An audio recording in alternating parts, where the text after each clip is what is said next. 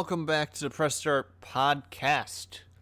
I am Reefly, and today is the 28th of August, 2015. So this is the last August episode. And we're moving on to September soon, which is the beginning of the fall season, which means it's the busy time of the year for gaming, at least for releases and stuff like that. And I guess there's a good amount of news this week. I think with the combination of news and releases this week, it was a pretty good week of just stuff to talk about.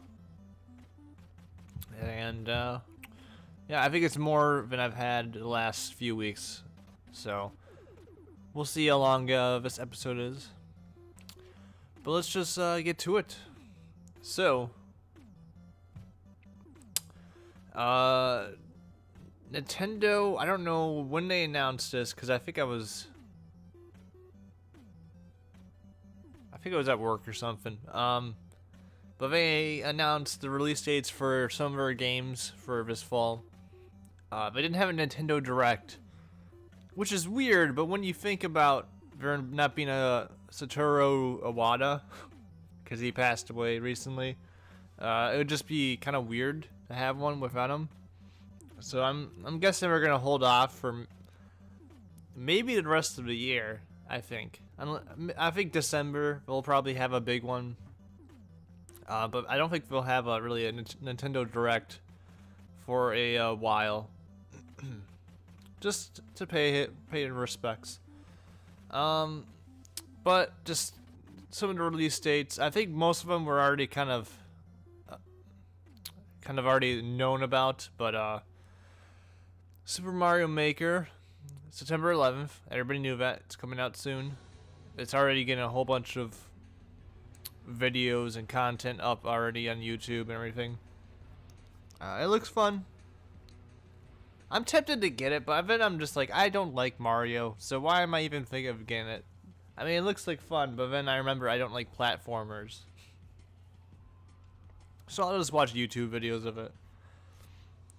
I'll skip some of the games that, like the new Super Mario Bros. U, there's no point in mentioning it.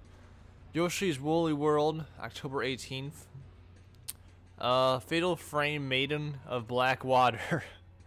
Digital only, October 22nd. I think it's already out in Japan. I think all of these games are already out in Japan, besides Mario Maker, I think. And it's not all of them, but most of these games are already out in Japan. Star Fox Zero, November 20th. I think it's like the last big game of November, so I think so, unless something gets delayed. Xenoblade Chronicles X is December 4th. I think I already knew about that one. Devil's Third is December 11th. And there's already reviews going up of it right now, so I don't know, like, American reviews of it going up right now. So I don't know why it's coming out in December. But the reviews are aren't good so far for it. So maybe that's why. So that was Wii U stuff, and then 3DS, Animal Crossing Happy Home Designer, September 25th. Chibi Robo, Ziplash, October 9th. The Legend of Zelda Triforce Heroes, October 23rd. I think we already knew about that. Yokai Watch, November 6th. I think I mentioned it last week. Pokemon Super Mystery Dungeon, November 20th. So they have a not a bad lineup. They have games coming out. Yeah, they have games coming out. Unlike Sony, I think all they have is Gran Turismo, and that's all they have for first-party stuff. Xbox has Tomb Raider and Halo 5 and Forza 6. So So yeah, Nintendo, I guess technically they have the most games, first-party games coming out, but they usually always do because they make a lot of first-party stuff. But honestly, like games I'm actually planning on getting out of this list, Xenoblade Chronicles X I've been excited for a few years now. My excitement's kind of dipped since it's taken forever to come out. But if I'm not too worn out from like long RPGs like Fallout, and if Persona 5 comes out this year, I may be a death sentence for that game for me at least, or at least for this year. But I am at this point kind of planning on picking it up. Star Fox Zero, it's $60, which I think I mentioned before. That game can't be $60 in my opinion. Like $40 I think is the perfect price point for that game. It's because you can beat that game honestly in 2 to 3 hours at most. And I know there's tons of replayability and all that, but still, like people already were complaining earlier in the year about The Order being like 6 hours long or 5 or 6 hours long, which I think it was longer than that because it took me like I haven't beaten it, but my Let's Play is like 5 hours long, and I don't feel like I felt like there's still like a few more hours left in that game. But people complain about that. But Star Fox is like a third of that, and it's $60. And people are like, oh yeah, well, why are you guys complaining? Yeah, Nintendo, it's Nintendo. That's why they can do whatever they want. It should be $40 in my opinion. Yeah, but yeah, I can't do anything about it. And then Triforce Heroes, since I just want a Zelda thing this year, but we're not getting Wii U Zelda this year. So angry. More like The Legend of Zelda NX. Yeah, you heard me. But that's Nintendo stuff for, I think it happened on Sunday or something.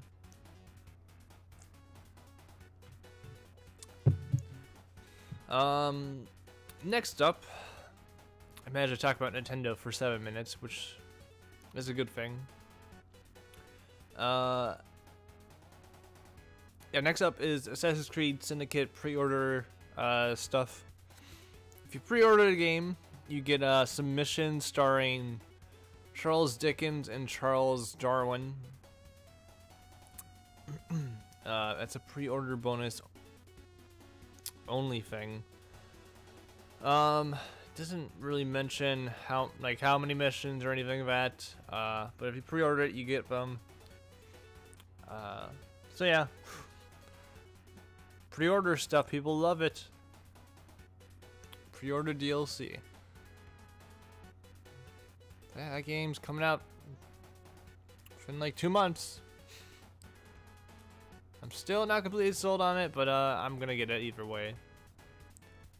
I don't think that like a pre-order bonus doesn't really matter. Like I pre-order games, you know, all the time. I don't think I ever do anything with the pre-order DLC. Like honestly, I don't think I even put the code in because I don't really care. Like I just want the base game stuff. And if there's like really cool DLC, like make your assassin look like Batman or something, then I'm like, I'll be like, oh, okay, yeah, I'll put that code in. But usually I'm just like, I don't really care. It doesn't really change much for me. But that's just me. So yeah, you can get that if you pre-order AC Syndicate. But after that, Cliff Bleszinski, I think I said that right, who's one of the creators, I think. I want to say, I'm pretty sure he's one of the creators of the Gears of War franchise. He's a talented individual in gaming. He I think like this was last year or something. Last year he kind of made his own development team and his own studio. called Boss Key Studios.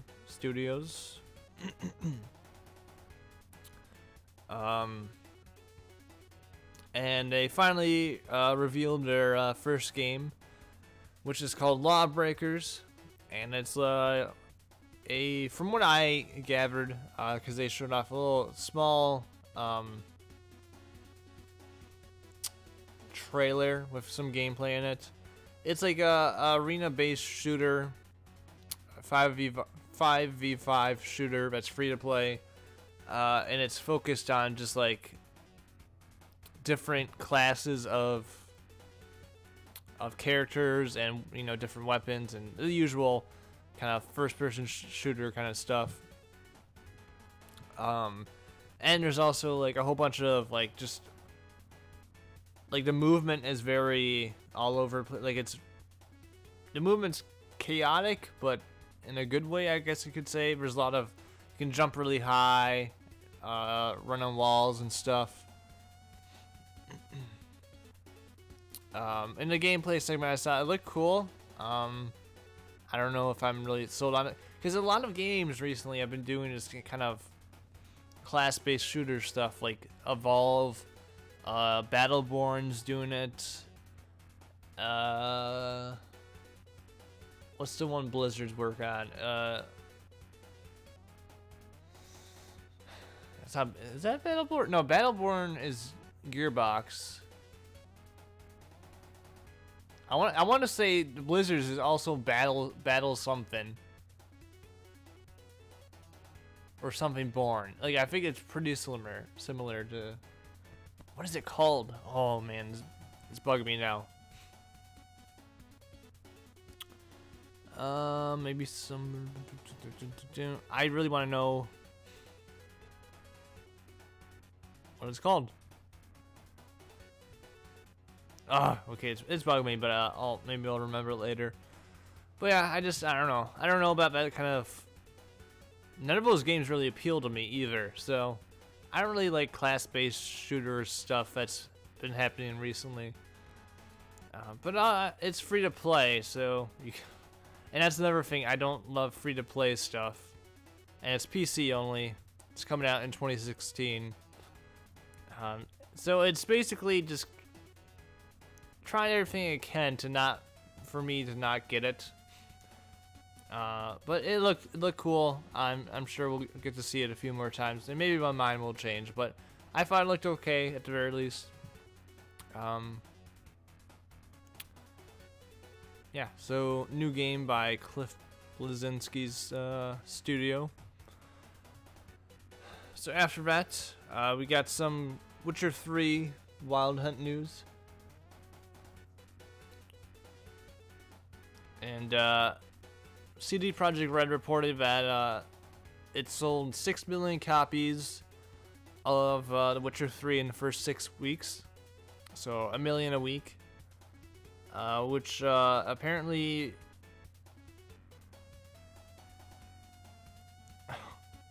Wait a minute.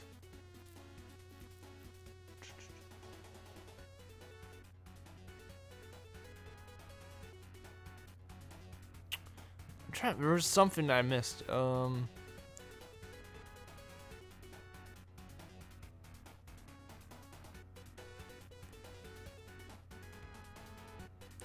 Okay, so I didn't know that CD Projekt Red actually owns Good Old Games as well. So they had a 600% increase in profit from last year. That is pretty damn good. And profits are up more than 4,800%. 64 million compared to 1.3 million last year. Holy shit. Yeah, so they're doing pretty well. The Witcher 3 has sold pretty well. 6 million copies is nothing to snark about, or what do people say? To look down on or whatever. And I'm sure it'll sell another like probably another 2-3 million over the next couple of months also, because it's my game of the year so far. It's a great game. one of the best games in the last few years for sure. So that's good. I'm glad it sold well. I mean, we won't be getting a Witcher game for a while now, but at least we know that people want some good RPGs still. After that,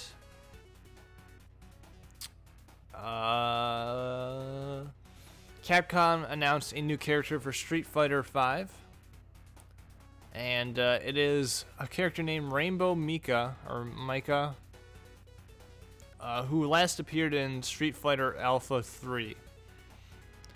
So I've been playing a lot of Street Fighter 4, or Ultra Street Fighter 4, recently, so I'm kind of getting more into kind of the fighting game stuff.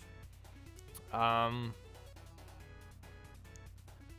very tempted to pre-order Street Fighter V just so I can get into the beta stuff for Street Fighter V and test it out. But I'm trying to hold off on that. But it's cool. They're adding more characters. I don't know who they've confirmed yet, but I'll check into it.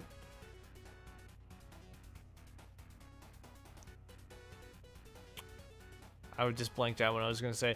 But yeah. That's cool. And she's like a wrestler, and she has her things on her chest don't seem to fit her suit very well. That's all I gotta say. Okay. But there's 2 more items left, I believe, if I remember right. Shovel Knight is getting an amiibo. I think this was announced during PAX, which is going on right now, as I speak. Which is cool. Shovel Knight is one of kind of the new, like, people really like Shovel Knight because it's a really good game, first of all, and it's kind of like a new character to get behind. So I'm glad it's getting an amiibo. I'm sure it'll be very rare or some crap like that. But it's cool. It's cool to see. And yeah, I don't have much to say about that. XCOM 2 has been delayed out of 2015, and I believe the new release window is February of 2016. I honestly did not know it was supposed to come out this year. I thought it was like a 2016 game anyways, so like a few months won't hurt because I think it was supposed to come out in like October. So hopefully that'll help them kind of like get their kinks worked out and make the game as good as it can possibly be. Yeah, I won't get upset about game delays unless it's just repeatedly happening. Like The Last Guardian and stuff like that. But that should wrap up the news for this week. So a decent amount. I mean, some stuff. A lot of the stuff wasn't like amazingly, important stuff. But it was news nonetheless. Anyways, next segment. What would I think I'll be talking about like this week's releases basically. Because it was a really odd week in releases because a lot of the games, there's a lot of actual like good games that came out this week, and it kind of just symbolized the start of the fall season. So I'll be talking about kind of the releases and stuff like that. I'm actually only playing one of those releases right now. Because I'm holding off on. I'm buying a lot of games until. Well, I already like planned out what I'm gonna purchase for the fall. At this point, and I'm trying to figure out like what system I'm gonna get on and all that. So I got it all planned out. But things can change still. So next segment, like I said, I'll talk about this week's releases. So I'll see you in a few seconds.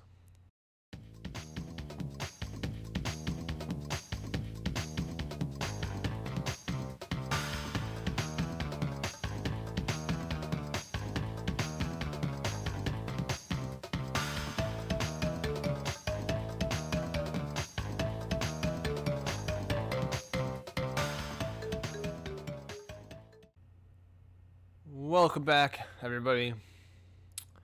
So, this segment I'll be talking about, like I mentioned before, the releases, or the big releases of this week. And this week was like, when I looked at this week, I thought, oh, there's a decent amount of games coming out. But a lot of the games, I'm like, I don't know, I don't think any of those games are going to turn out all that well. Like, I was kind of like expecting the games not to be that good, or disappointing. But it, to my shock, pretty much all of them were better than expected, which is good. I will never complain about that. But yeah. And kind of, we'll just start with like the biggest release of the week, which is slipping my mind. Oh man.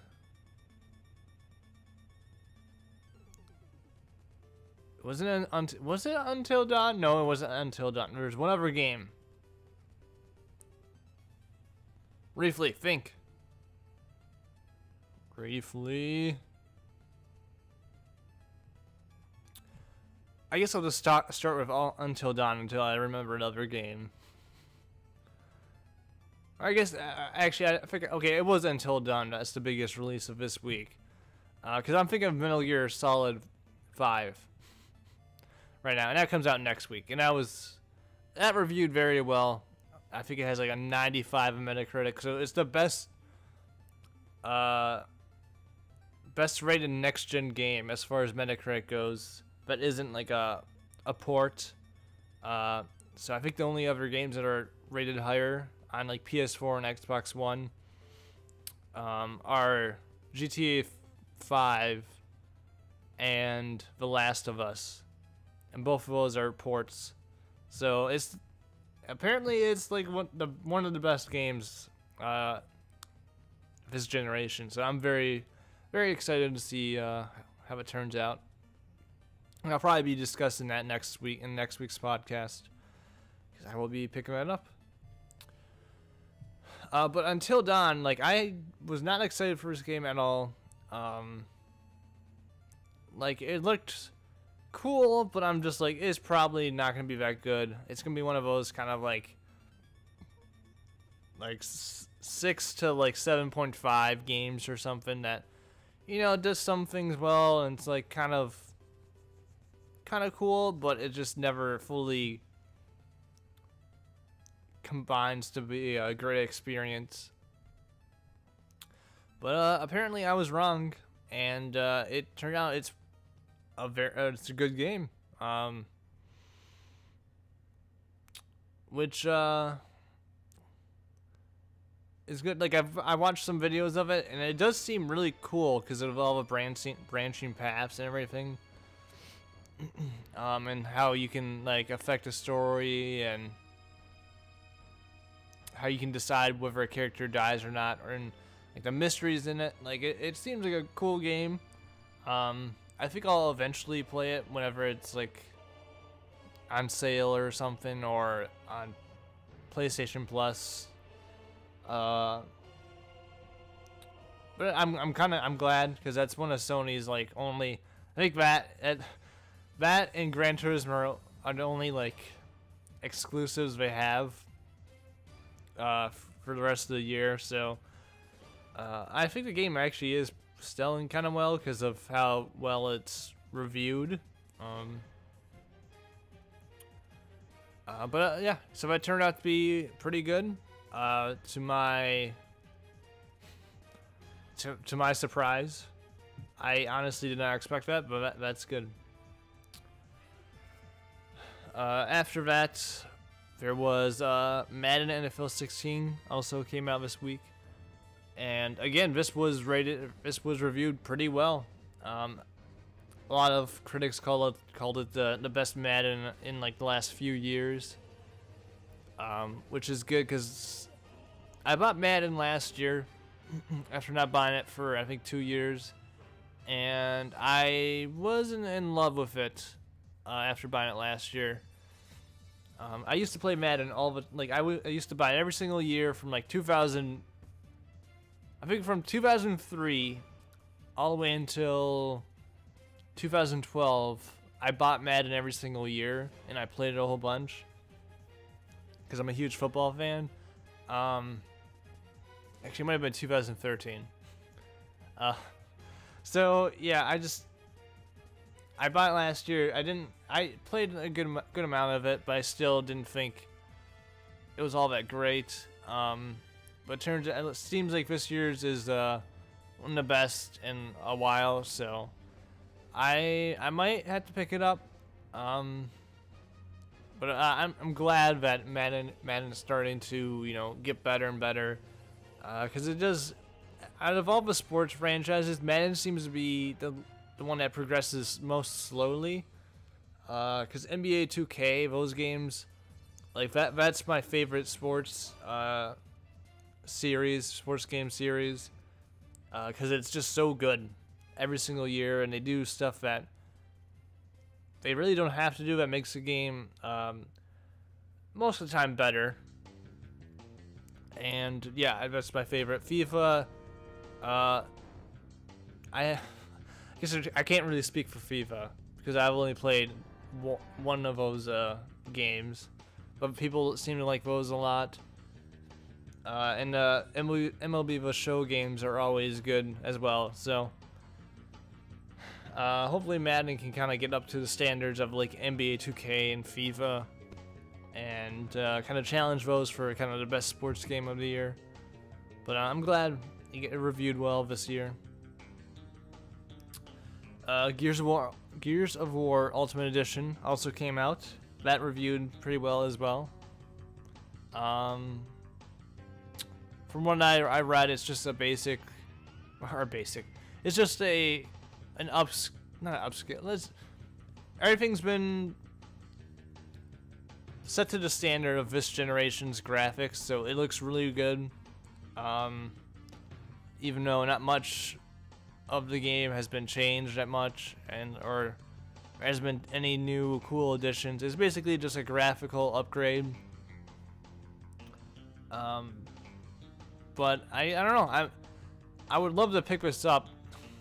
But again, like I said, I need to save my money because I haven't played any of the Gears of War games, and I think that would be a good chance to kind of get into the series by getting a remastered Gears 1. But yeah, maybe I'll pick it up some other time.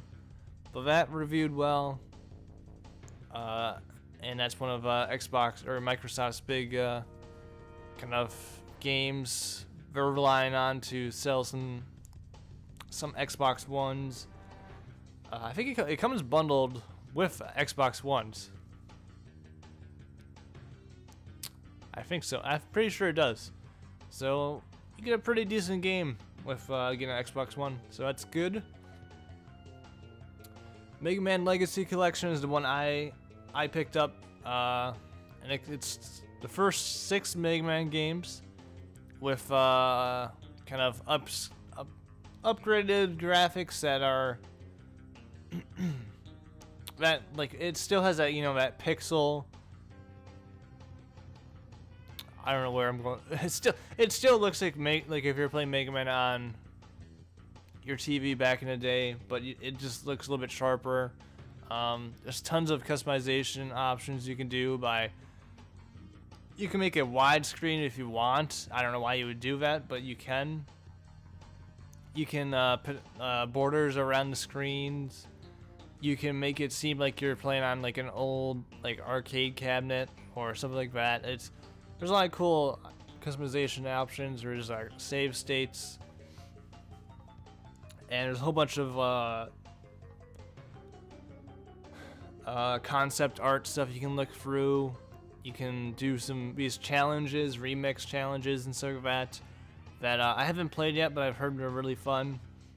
And you get 6 really good games for $15, and yeah, it's just a good deal. Even though I suck at Mega Man, I still have been having fun playing it.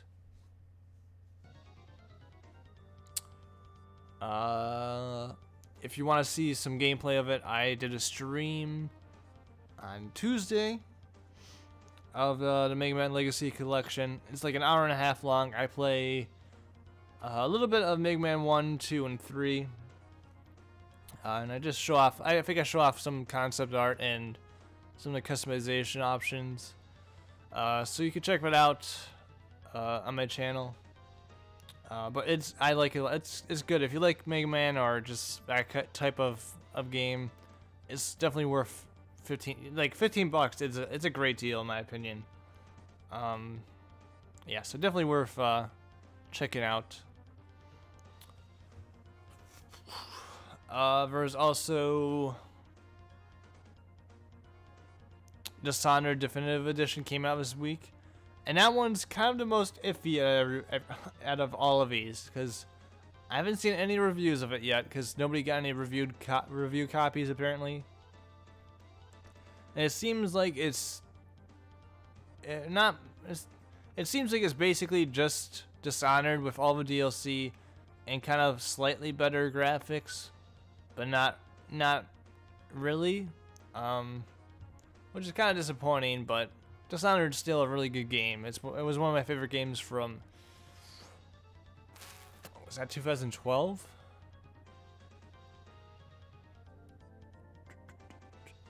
I think, yeah, from 2000. Wow, that game was 2012. Wow. That just reminds me, Dishonored 2 was announced at E3. I totally forgot about that. Yeah, so Dishonored is a really good game. If you missed it, definitely pick it up. It's one of the best stealth games I've played in the last few years. It's really good. So if you haven't played that, it's worth picking up. You get all the DLC and everything. I think it's only like 40 bucks too. So it's not an awful deal at all. And I think it was about it. There's tons of little other games that came out. There was the Call of Duty Black Ops beta for Xbox One and PC. It's going on right now. I already played the beta for Black Ops 3 when it was on PlayStation over last weekend, and I liked it. I thought it was good. It didn't sell me on the game, but I thought I liked what I played of that. So overall, a good week of releases. Next week we have 2 big games. We have Mad Max and The Phantom Pain. Phantom Pain, like I said, is apparently a fantastic game. Mad Max, no reviews have been released yet. I think they're coming sometime Monday.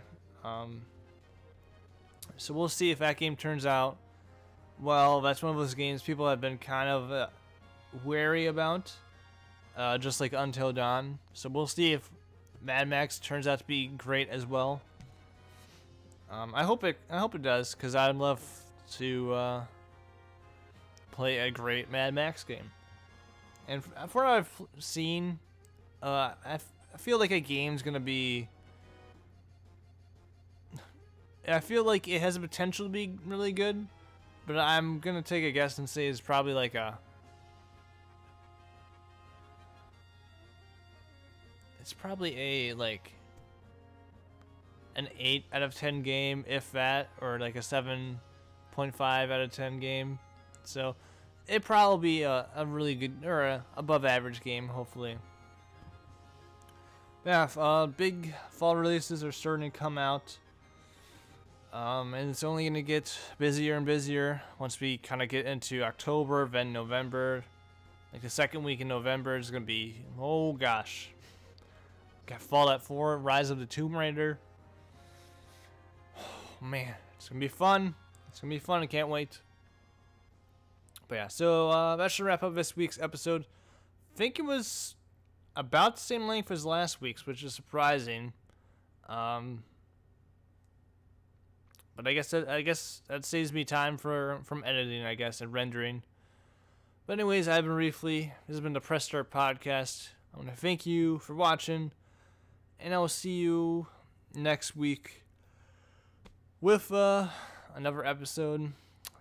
My first episode or I'm back in school, so we'll see how long I can keep up the Press Start podcast when that happens.